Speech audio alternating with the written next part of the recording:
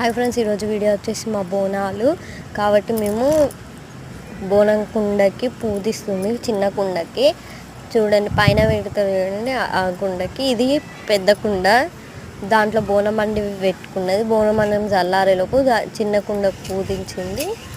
అక్కడ చూసినట్టయితే పక్కన మా మమ్మీ గాజుల పక్కన బియ్యం, ఓడి బియ్యం కోసం అని బియ్యం పోసుకొని పెట్టుకున్నది. దీంట్లో పసుపు పూస్తుంది చూడండి కుండకి.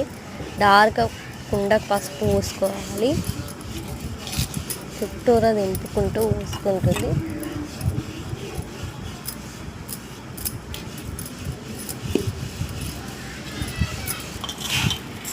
చూడండి, ఇప్పుడు ఓడి బియ్యం కలుపుతుంది పసుపు పోసి.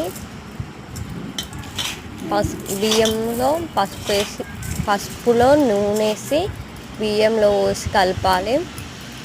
ఓడి బియ్యం అవుతాయి అవి. ఇవి వచ్చేసి మా పెద్దమ్మ తల్లి బోనాలు, మా కుల దేవతవి. ఈరోజు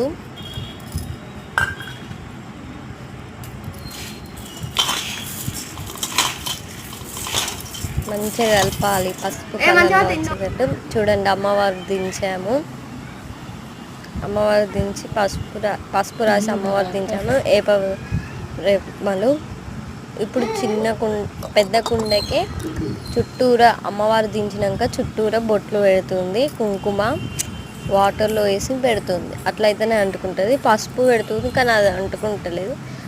యాక్చువల్గా పసుపు పెద్దగా పెట్టాలి, పచ్చి వేసి పెట్టాలి. కానీ మా మమ్మీ పచ్చి వేయకుండా పెట్టింది. ఇది నేను ఇంతకుముందుకు చూసింది అయితే నేనే పెట్టినా.